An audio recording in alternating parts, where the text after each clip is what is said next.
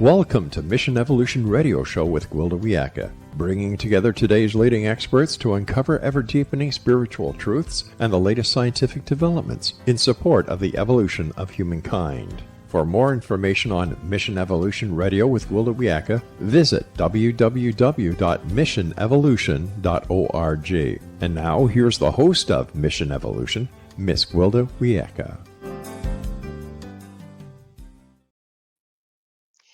Many believe animals are voiceless, except for sounds like howls, growls, chirps, and hisses.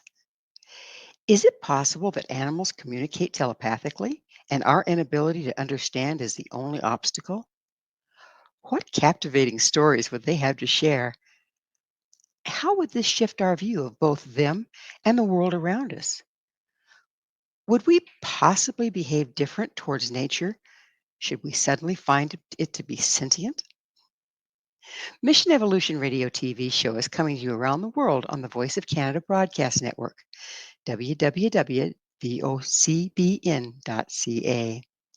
With us this hour to explore the fascinating field of animal communication is Penelope Smith.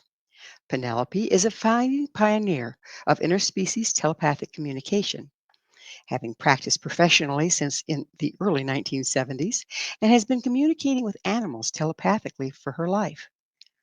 Her training and experience include her educational background with bachelor's and master's degree in social science, years of training and experience in human counseling, nutrition, and holistic body energy balancing methods, research into animal nutrition, anatomy, behavior, and care, plus the firsthand education from the thousands of animals she's contacted.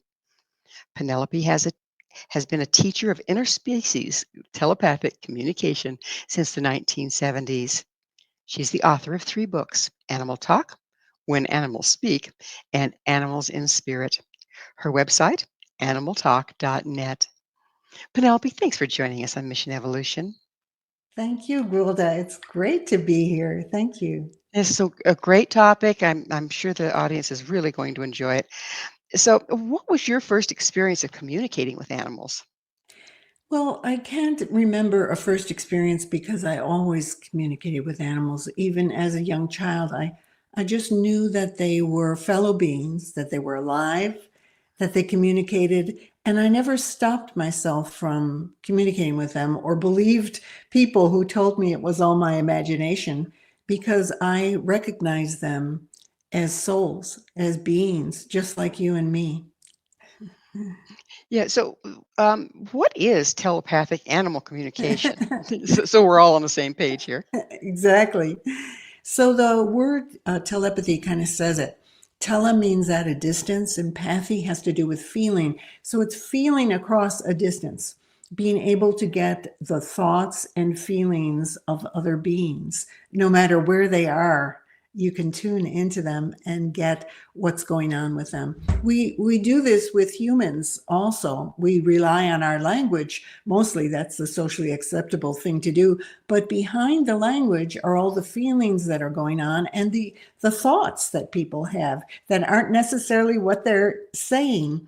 So when we're really tuned in, we get all of that too. And with the animals now, they don't have human language, but they have all the same things we have. They have thoughts and all the range of feelings and emotions. And if we're sensitive to that, and if we learn how to open to it again, it's a ability that's within us. If we open to it again, we too can consciously get what they're thinking. People get this all the time. They get what animals are feeling, but they don't recognize it because nobody has showed them what telepathy is about. And once people get what it's about, they start to go, oh yeah, I've been doing that. I get my dog's feelings. And that's what it is. Pretty straightforward. So, how did you first discover the telepathy portion of your communication with animals? Well, again, when I was young, I would sit with animals and I would just communicate. I can't say it's a discovery. It was just a natural thing that I did. So I didn't necessarily talk to them out loud, although sometimes I would. I would just say, "Oh, little birds, you don't have to be afraid of me. I'm not going to hurt you. It's okay to come over." Or I just do it silently, and they got it. They would come over, they would land in front of me, and we would just communicate with each other. And I find actually the quieter that you are, the less distracting it is for animals, because they look at humans often as dangerous, as predators.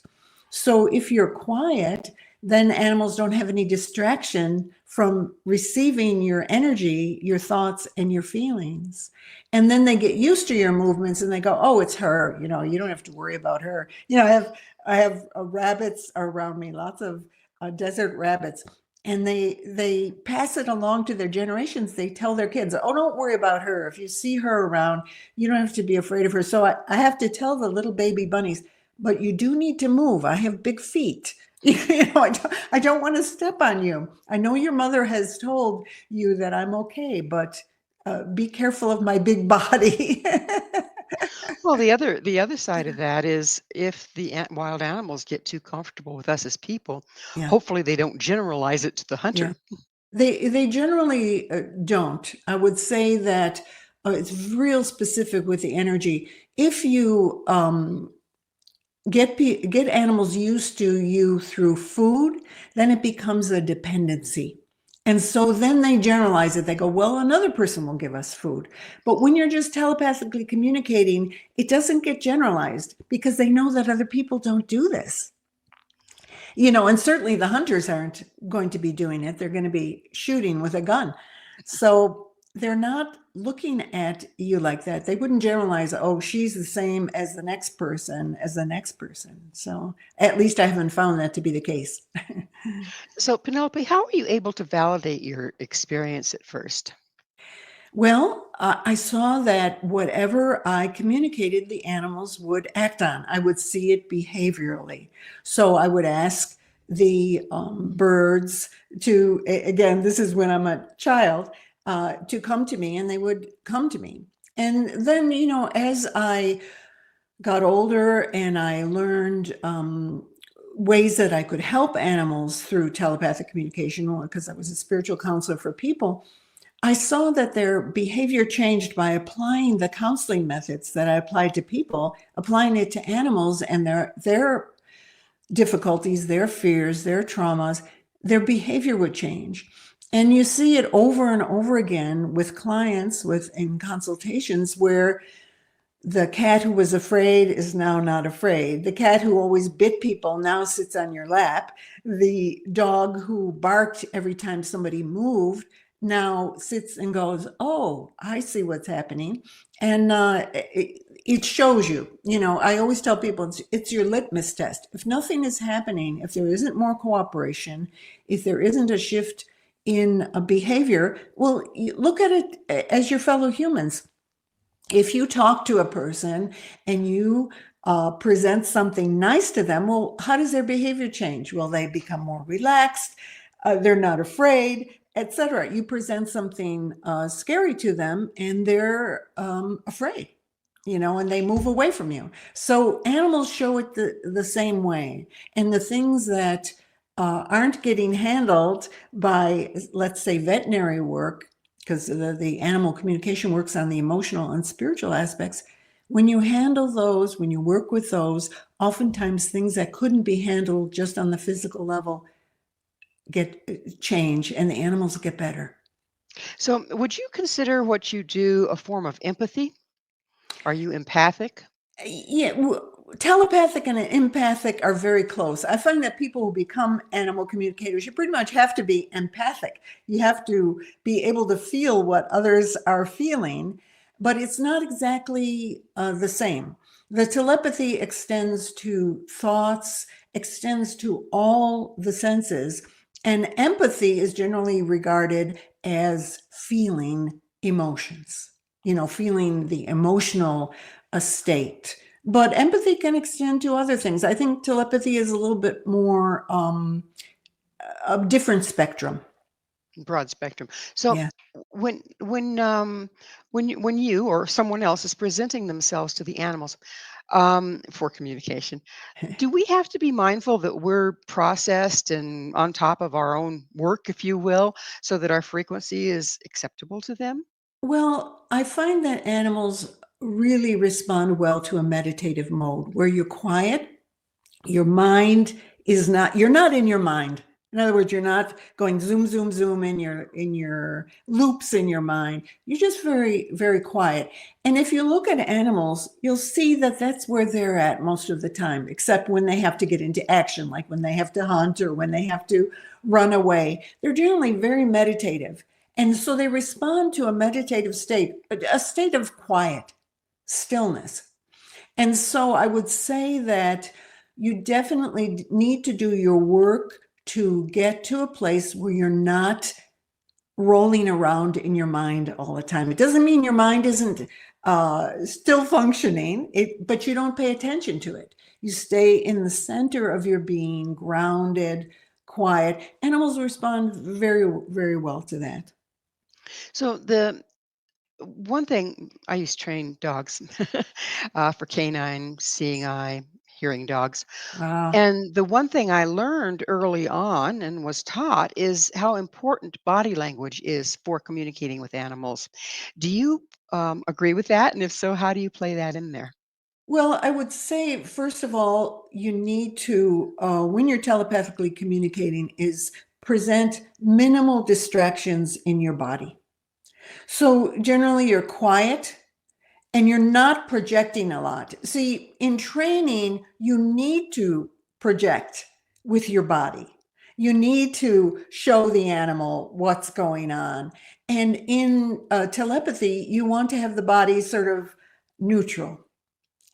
So there really isn't much going on in the way of body language at all if you're doing it in the way that animals can have it. So that animals see you in this state of quiet and stillness, and nothing gets in the way of your communication anymore. You can easily listen. They don't feel distracted, etc. So yes, body language is important.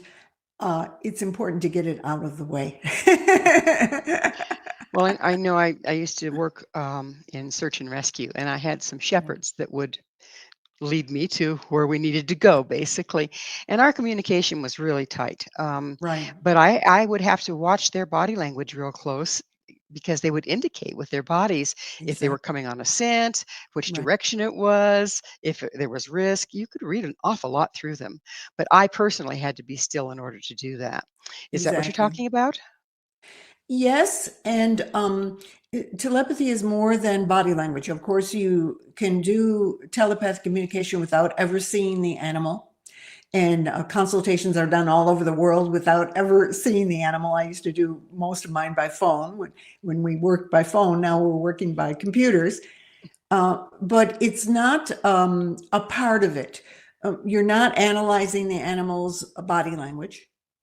Obviously, if you're in person, you're going to notice those things, but it's not something that is leading you forward. Well, However, the we're going results.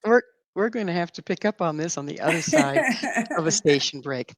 Penelope and I will return very shortly, so don't you go away. This is Mission Evolution, www.missionevolution.org. Is that critter actually talking to me? Or is it just my imagination? With us this hour discussing animal communication is Penelope Smith, the author of Animal Talk, When Animals Speak, and Animals in Spirit. Her website, animaltalk.net. Penelope, I would assume that as a budding animal communicator, you have to start listening to different parts of your either brain or imagination or something, because I would expect that the animals are communicating, but we're just not hearing. How do you tell if you're getting the information from the animal? Well, first, we train people to get into a place where you're not listening to your own mind, where you're not regurgitating your own thoughts. So you get into this place of stillness, and then there's the animal. So it's the same way in human conversations. If people are in their own thoughts, they're not really listening to another person.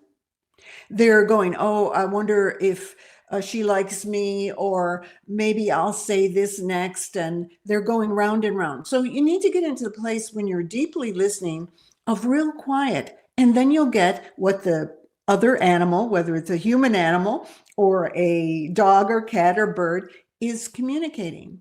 So you open up to that space, and the animals know when you're listening. And so when you ask them a question, then they answer you. And then there are the ways that people receive.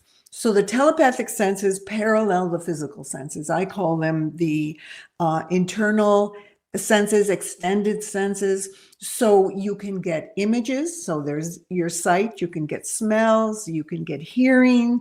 You can get all the other senses, including knowing. So sometimes people will get, I just know, I just feel and know that the animal is agitated right now, even though I can't see them. They're out in the barn, etc. And then the person goes out and they find the horse is pacing and is very afraid because there's a snake right outside their stall.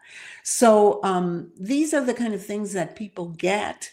Some people are very good at getting images. Some people are better at getting thoughts, and thoughts you instantly translate into words as humans. So when we say thoughts, we put them into words. And then other people will get the hearing of the thoughts sort of directly as a voice coming to them. And you know that it's not your own because it's very different.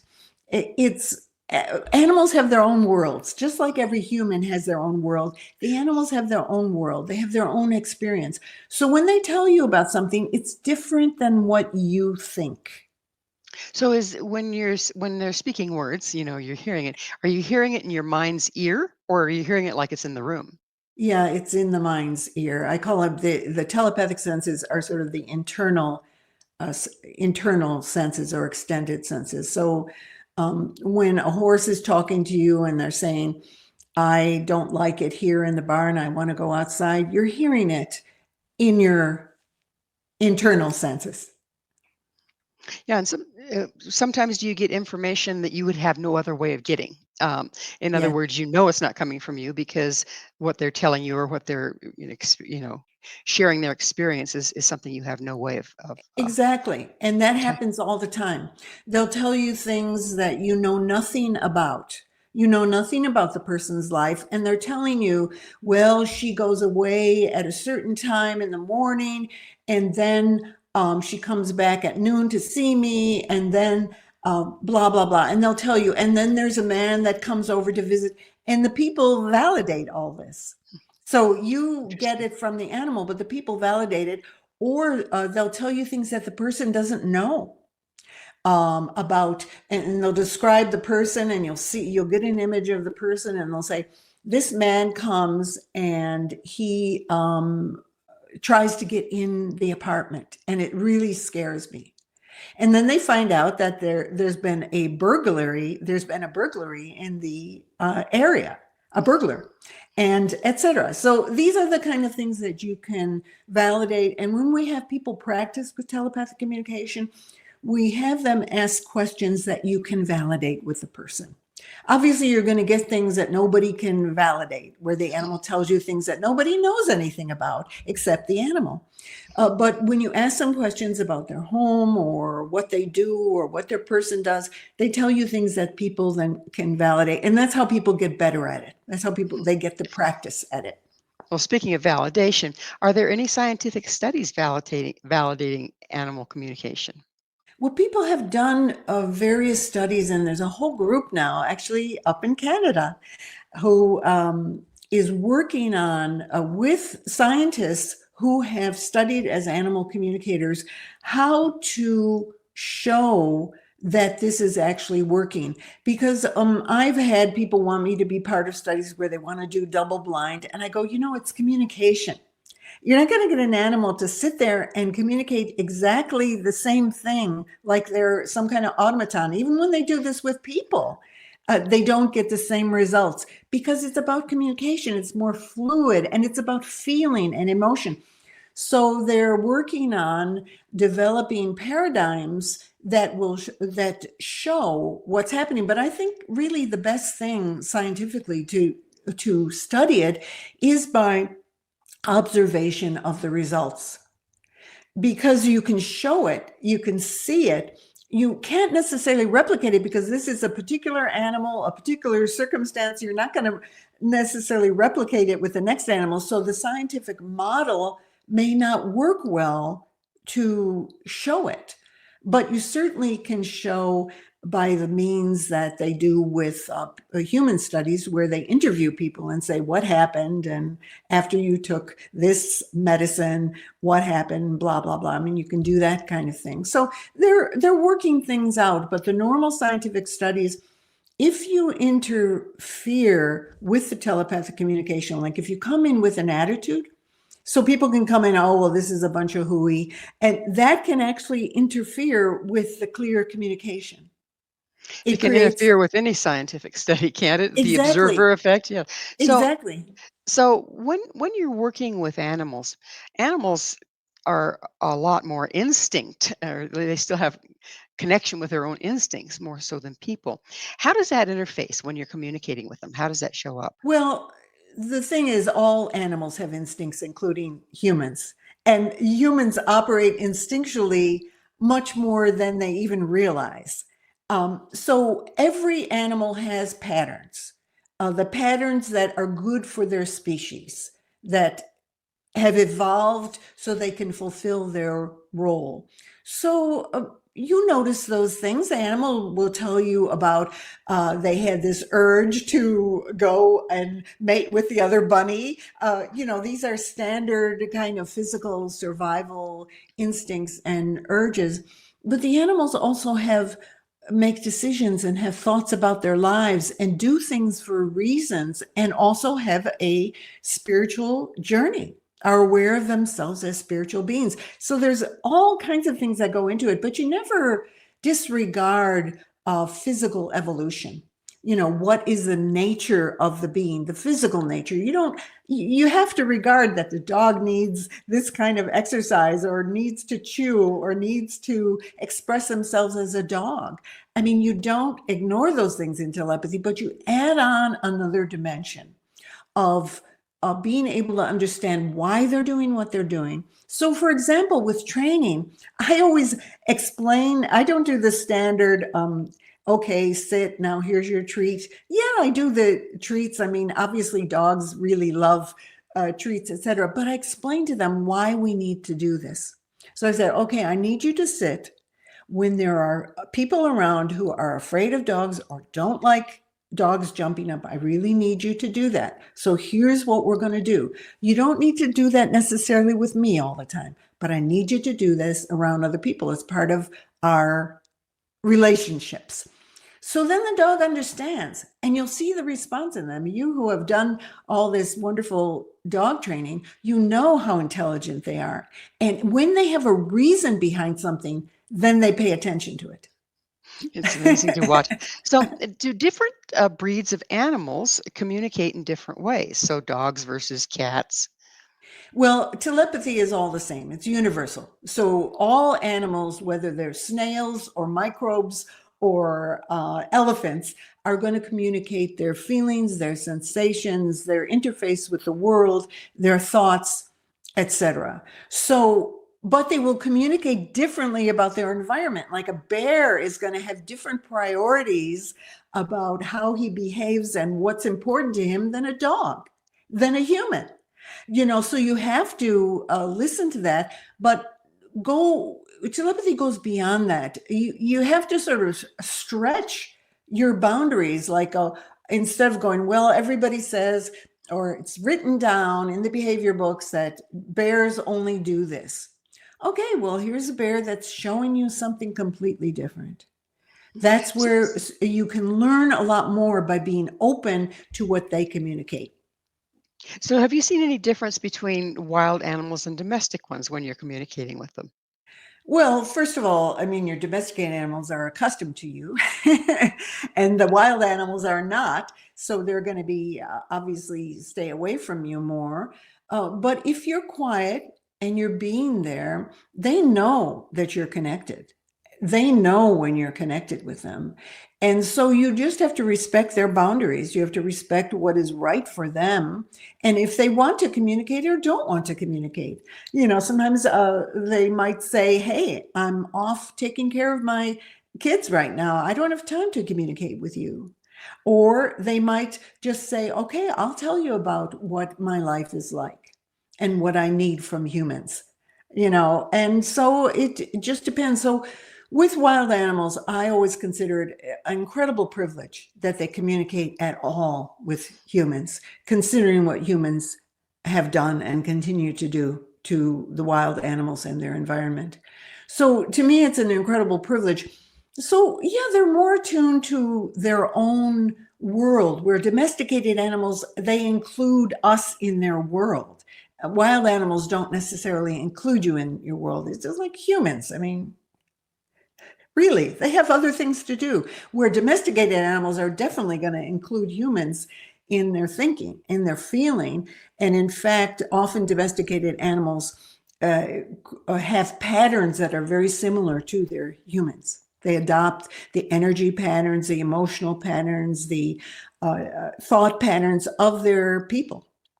So this entrainment between animals and people, what causes that?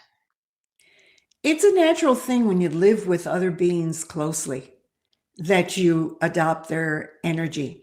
So you'll find if people have been living with each other, husbands and wives, for example, for 50 years, they tend to look like each other, adopt the same patterns. You'll see this over and over again. And you'll find that the same happens with other people. The closer you are to I mean, they even point out that when women are close together in a group, their menstrual periods start to align with each other. So the Right. energy, the physical patterns, which is all energetic, it's denser energy, but it's energy, they start to align. So our animal friends, when they come into your home, they're watching you all the time. Okay, what works? What doesn't work? What challenges this person? What doesn't challenge this person? How can I get along better? What works? And then it kind of happens just naturally that your energy, that's why it's hard when you separate from somebody, whether they die or whether they go away. When you've been in a long-term relationship, Well, it we're hurts.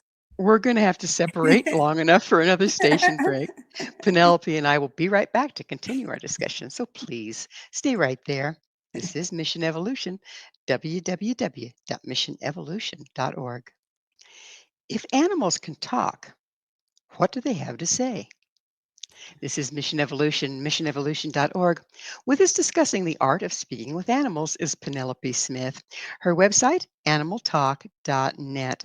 Penelope, we're kind of in unprecedented times on the planet. There's a lot of chaos, a lot of angst going on. As an animal communicator, how are the animals responding to this? Do they mention it? Do they, what's going on with them in this environment that we're in If right now? if you ask different animals about, let's say, planetary events, there are many animals that keep in touch with that. You'll have whole flocks of birds that spread news about the environment from place to each other. Or you'll have the consciousness of whales being attuned to how the energy is flowing on the planet regarding disruptions, things happening in the ocean, things happening on the land. So it depends on the animal. And then you'll have your own animal friends and your family members who are tuned to your anxieties. What's going on with you? It's not that they're watching the news and going, oh dear, look at what this person has done. But they get what is happening with you. So if you're very concerned about something, they'll tune into it. Now, they'll all be different individuals. So some animals will go, oh, that's nothing to do with me. Oh, that's that nonsense that she's focusing on now about what's happening in politics. So they don't pay attention to it. But then when they see that you are anxious afterwards, they may come and comfort you. They go, oh, well, she's feeling anxious. She just watched that TV program. Okay, I'll sit with her and meditate with her. And your dog looks up at you and immediately you feel better. So that's how I would say it's happening more many animals will be completely unconcerned with what people consider very, very important on, let's say, political front. But again, if you're concerned about it, they'll feel it. So, what about natural disasters, Yeah. earthquakes, this sort of thing? I know that there's been reports of whales and dolphins gathering in groups that Right. are unprecedented at this time. And also, there was a huge number that beached at some point, and there were so many of them they had to euthanize them because they Yeah. couldn't get them back in the water. Yeah. Have you looked into that? What's going on there? Yes. Okay, some of the beaching has to do with the pollution in the ocean. It depends on what groups, I communicate to different ones, they tell me different things. Others have to do with the whole electromagnetic frequencies on the planet that are shifting.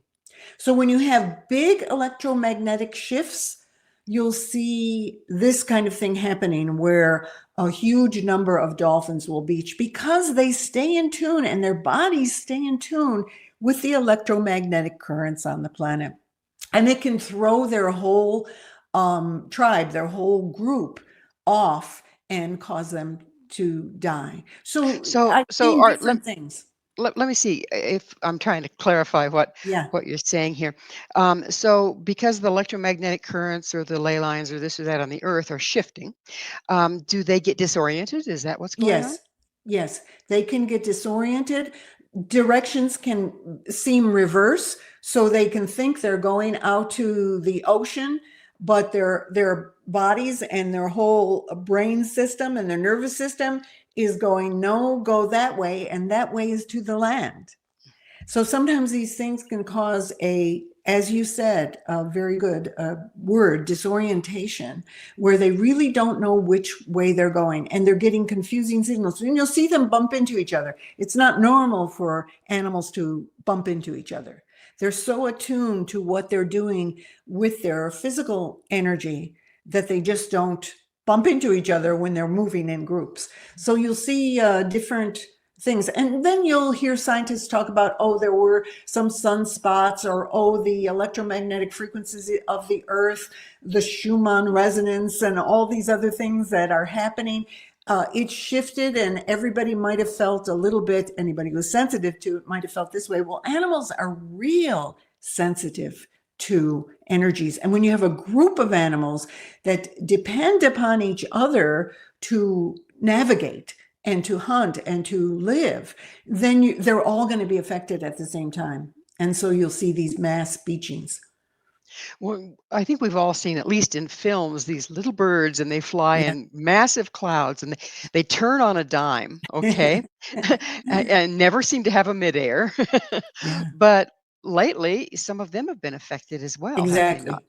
Exactly. And so you'll find when you tune into them and when you ask, you can ask the group leader or you can just tune into what's happening with their bodies and you feel it and you feel energies coming in that are disruptive. And so their bodies are being disrupted. See, our bodies get disrupted too. A lot of times people don't notice, but then it takes years for it to turn into, say, cancer or something like that because they've been disrupted by too much electromagnetic fields that are harmful for their bodies. But humans don't notice it necessarily as fast as animals do. And so the animals will be communicating to each other, trying to sort this out, but their bodies are being bombarded. So, yeah. So you mentioned communicating with animals at a distance. How Mhm. do you do that? How does that work? Well, again, all I need is a connector. So I'll have to know who I'm communicating with. So if a person asks me they're in Saudi Arabia and they ask me to communicate with their dog. And so I usually ask them their dog's name and their breed. And I feel the connection through them. It's sort of like getting the right phone number. The person has the phone number to their dog. They have the connection and I get the connection through them. So I know I'm communicating with this dog and right away I feel the dog coming in. And so the dog knows that you're connected to them. They know you're connected to their person and the person asks a question. They say, why is my dog barking at 3 a.m? And the dog is already answering. They're already communicating to me about it.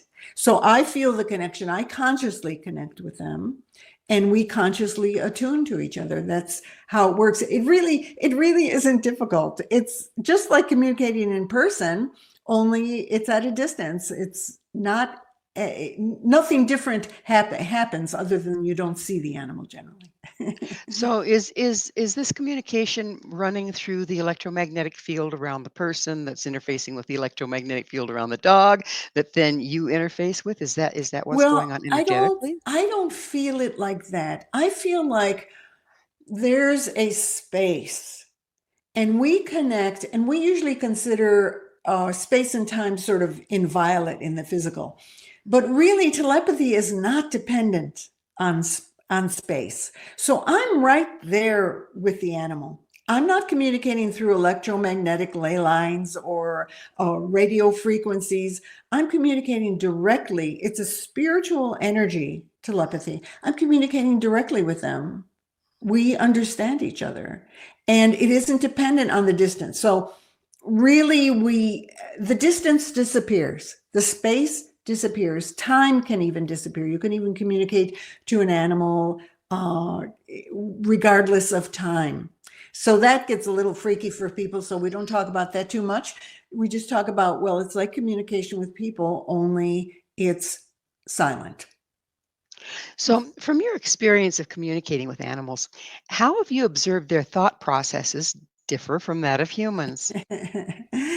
Well, there it depends. Like domesticated animals have a lot of similar concerns as their humans do, but they're different species. They're different beings, so they're communicating. Their priorities are different. So if you start to talk about the inner workings of a computer or the latest program, you're going to turn your dog off. Your dog is not interested in computer programs or how a computer works. I mean, I haven't found a dog yet. I mean, there might be, I'm always open to possibilities, but so far I haven't found.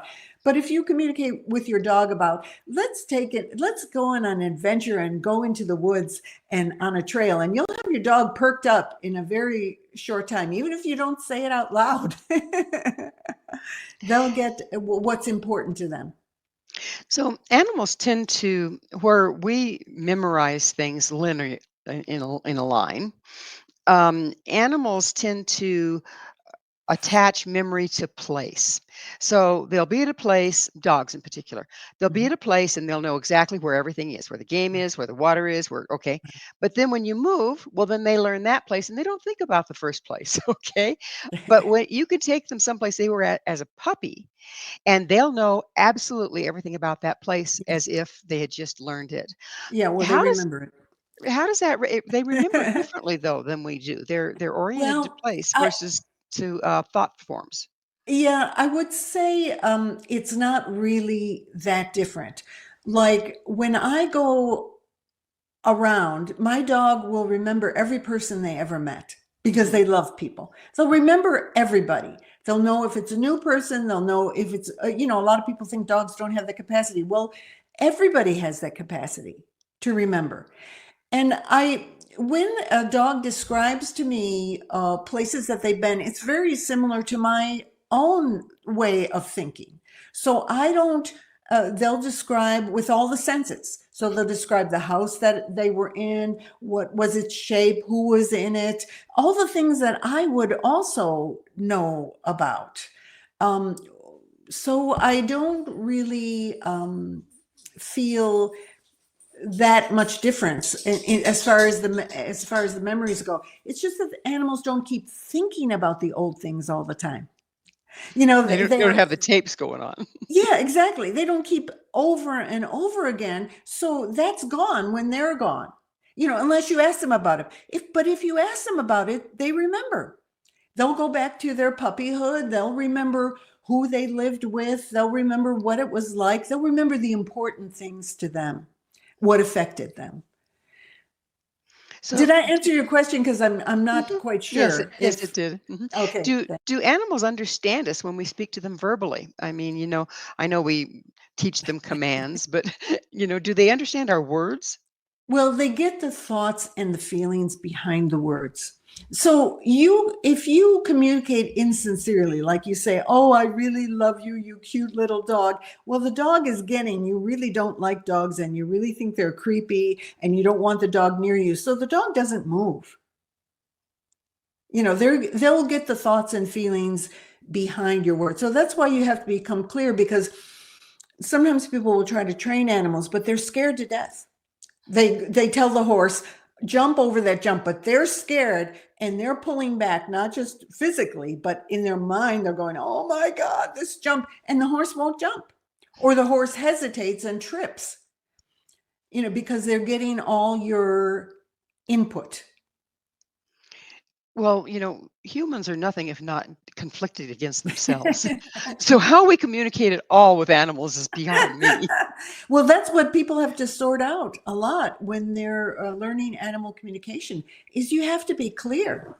Animals really require clarity. And a lot of things that you sort out in consultations are confusions from how people think.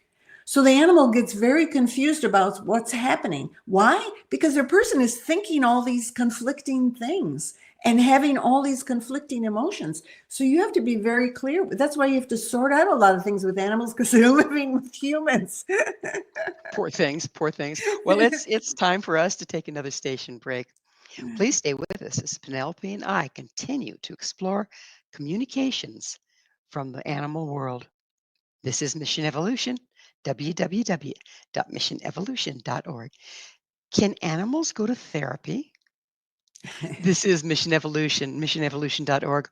We're continuing our discussion with Penelope Smith, her website, animaltalk.net. So, Penelope, there's the question. Can animals communicate with just anyone? Yes, but it takes two to tango. So you have to have a person who's listening in order for it to happen. So I usually ask people in lectures, I say, "Do your animals stare at you?"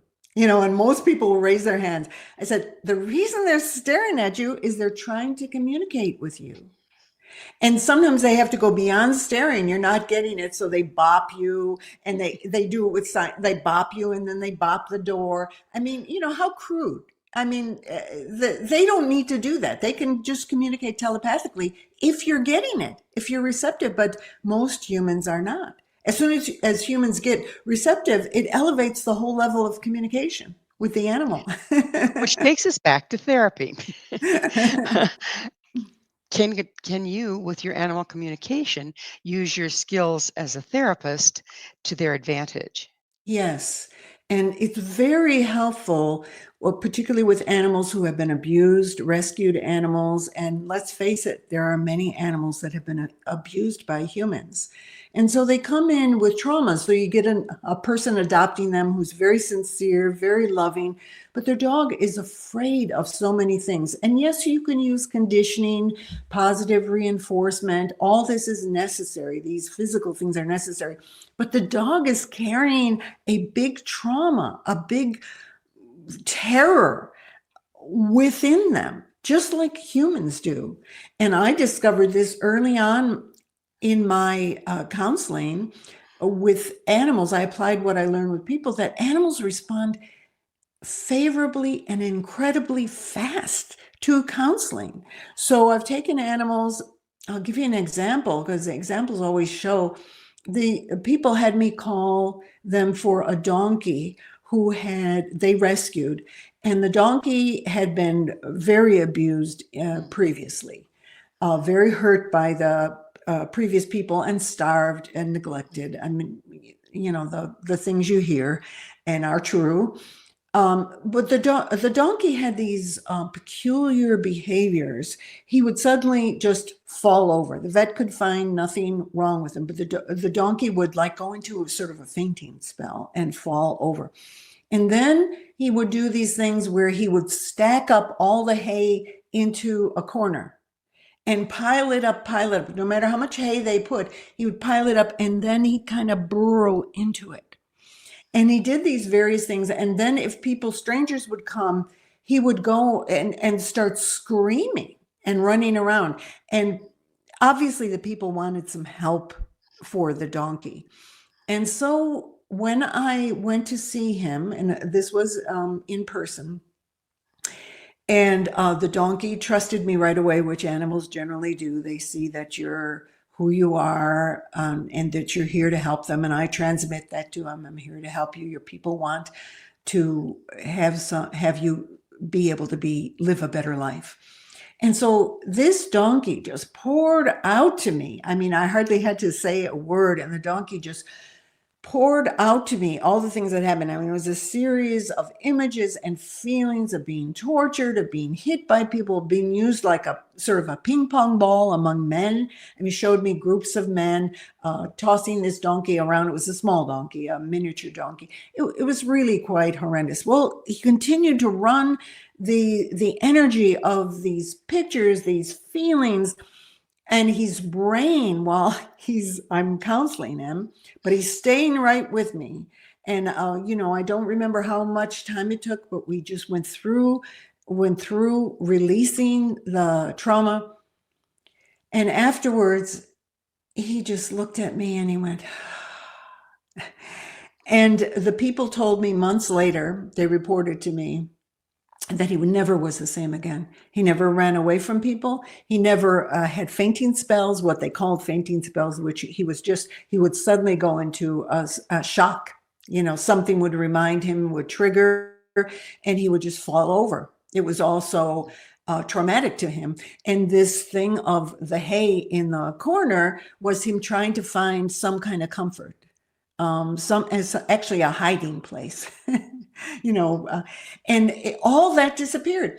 And he became the ambassador at their farm. He wanted to greet everybody. Before, if new people came, he would run away and start screaming. And now he wanted to greet everybody. And he said that was his purpose in life, that really he wanted to welcome people. And of course, the people who adopted him were fantastic people who rescued other animals also. And so that's the kind of results that you see, that it shows you what's happening and that it couldn't happen any other way. Here, I mean, if you're taking an objective, in quotes, observer who's just observing physical reality, all I did was stand there. I stood there. Of course, they can't hear my telepathy. And the donkey started to, sometimes he brayed, but he stayed with me. He stayed right there with me. And then afterwards, he was different. So how do you explain this? Well, I can explain it because I know what happened. I was there and we were telepathically communicating. But that's the kind of a wonderful thing that can happen. And yes, animals who have been traumatized can definitely use therapy, and they're mostly domesticated animals. So you indicate that they can be relieved of these emotional traumas and other problems through the same counseling techniques that help people. How do you get those techniques that you use with people to work with animals? It's very, very simple. In fact, with people, you have to be much more complicated, and you have to guide them and question them, and it takes much longer. With animals, I find, particularly, I'm very experienced at it. They just run with them. I just say, well, what happened? I won't even hardly say anything. The people will explain. So the people are standing next to me and they're telling me what's happening. The donkey is already starting to live the trauma because he knows that I can help him. And he's starting to run it. He's going through the feelings because I'm holding the space for him. As a counselor, you hold sort of the neutral zone. You hold the space, you're there, totally present with another being. And they don't even need much guidance, animals. I mean, I don't have to question them and I say, well, when did it happen? Or tell me this, or ask some questions about it. They don't need much of anything. They just go. And They just need a witness. Yes. Somebody to hold the space for them who is in a state of loving compassion. I'm just there for them totally. And they're these beautiful beings who have been hurt. How could you not be there for them? And they want to get better. There are beings who say, no, just leave me alone. I'm dealing with it in my own way. But very rarely, most of the time, when they find out that you can help them, they're just like, oh, So what's your take on power animals, totems, and familiars? Well, they're wonderful. And I definitely work with shamanic practices. These are ancient practices that have been with indigenous people, our ancestors, all over the world. They're very effective. And power animals are spirit animals, are animals in spirit, not necessarily the animal, domesticated animals who died, but animals who are generally wild animals who come to us as guides to help us through life. Humans need all the help that they can get. And this is the indigenous people throughout the ages will tell you this, that the animals are necessary. They're needed for us to have their power, to have their abilities, to listen to them, to be guided. Humans get lost. I mean, let's face it. Can't we see that? And with power animals, you get the whole power. When you restore your power animal and you work with them, you get the whole power of their species behind you. And again, this is a spiritual power. We're not talking about physical power. We're talking about spiritual power to help you in your life and to help Do heal your issues. do different species of animals carry different divinations of power? They carry the power of their species. So they have different characteristics. So a tortoise will have different powers than an elephant or than a tiger. And they give you the power of their species. And often it's translated in a very spiritual way. So they're not going to say, well, um, so there's the physical power of a tiger able to tear apart their prey in order to kill it and eat it. But it translates as a spiritual power into a directness, into a willingness to tackle things and really take in the energy that you need without hesitation. So that's how it may translate as a spiritual power. Can you ascertain your weaknesses by which power animals come to support you? Ascertain your weaknesses. Now In that's other an words in other words, if a power animal shows up and, they have a particular divination of power, so say, for yes. instance, a skunk has nice boundaries, right? Um, if that skunk shows up to me, can I assume, "Oh, he's come to help me with boundaries because mine aren't all that great." Well, that's a way to look at it. I would say that, again, looking at my own power animals who have been with me my whole life, and then many power animals who have come to me to help with particular things, they are part and parcel of my mission here on earth. They do the same things I do and emphasize, I would say they emphasize the qualities that I need in order to do what I'm meant to do.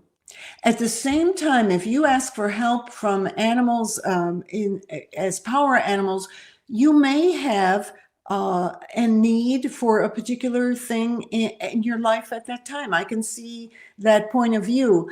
But generally, we look at power animals as our helpers that there isn't a weakness that they're showing. They're showing how you can be stronger and how you can to do what you're here to do. Well, Penelope, we're just about out of time, and I would be remiss if I didn't ask you, what's your mission? To help all beings to awaken to who they are and to recognize that same quality in all other beings. So, you think that the animals are asleep to who they are? No, no, I've never met an animal that didn't know who they are as a spiritual beings. That's the difference between humans and other animals, is only humans get lost in their minds. And they're the ones that need to be reminded of who they are. Where the animals, they just live their lives. They go, well, this lifetime, I'm a bear and I'm really going to enjoy being a bear. But they are aware of themselves as a spiritual being having that experience. And many humans have forgotten. Well, unfortunately, we are out of time, Penelope. Thank you so much for coming on the show.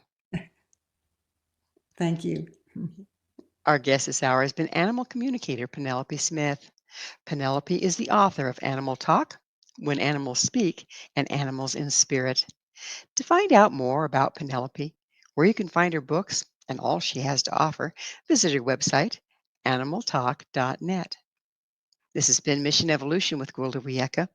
For more information or to enjoy past archived episodes, you can always visit our website, www.missionevolution.org.